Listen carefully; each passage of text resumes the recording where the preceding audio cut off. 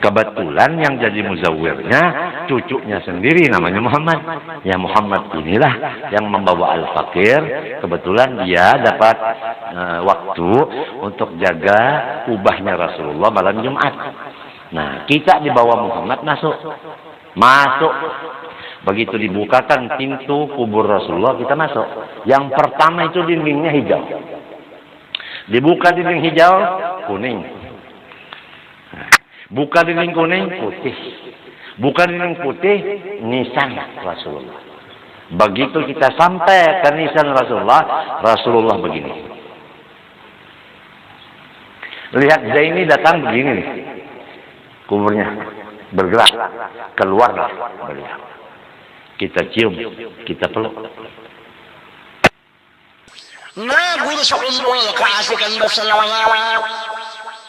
Kaasikan ba maulitan? Kaasikan membaca hadis, ingat lawan Nabi. Membaca fikih, ingat lawan Nabi. Baca Quran, ingat lawan Nabi. Semuaan karena jembatan menuju kepada Allah Sayyidina Muhammad. Bahimat. Akhirnya sidin. Akhirnya istighraq. Karam lawan Nabi. Karam lawan Nabi. Orang kalau sudah asik karam, kada keingatan lagi lawan lain, Nabi juga keingatan. Gila lawan Nabi, asik lawan Nabi. Ya Allah, cocok aja pas ziarah ke Madinah. Guru sekumpul, Jesiden, aku Jesiden. Ziarah ke Madinah, maka dicium oleh Nabi Muhammad lintuhutku lututku.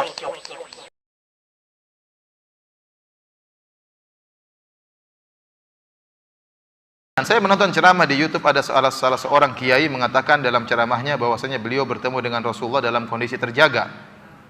Beliau katakan beliau mencium tangan dan meluk Rasulullah SAW. Apakah benar bisa bertemu Rasulullah SAW kondisi terjaga? Jawabannya tidak benar. Ya. Sering saya sampaikan, Rasulullah SAW mungkin bertemu dengan kita dalam kondisi mimpi. Mimpi kita bertemu dengan Nabi itu mungkin. Kata Rasulullah SAW, man ra'ani fil manami faqad ra'ani, fa inna syaitana la yatamatsalu bi. Barang siapa yang melihat aku dalam mimpi, maka dia telah melihat aku. Karena syaitan tidak bisa meniruku. Mungkin kita bertemu dengan Nabi dalam mimpi. Dan Nabi, syaitan tidak bisa niru Nabi, tapi syaitan bisa ngaku sebagai Nabi. Itu pun dalam mimpi. Adapun tatkala masih Nabi ketemu kita dalam kondisi sadar, ini enggak mungkin. Nabi sekarang sudah dikubur. Dia tidak akan keluar dari kuburan kecuali pada hari kiamat kelak.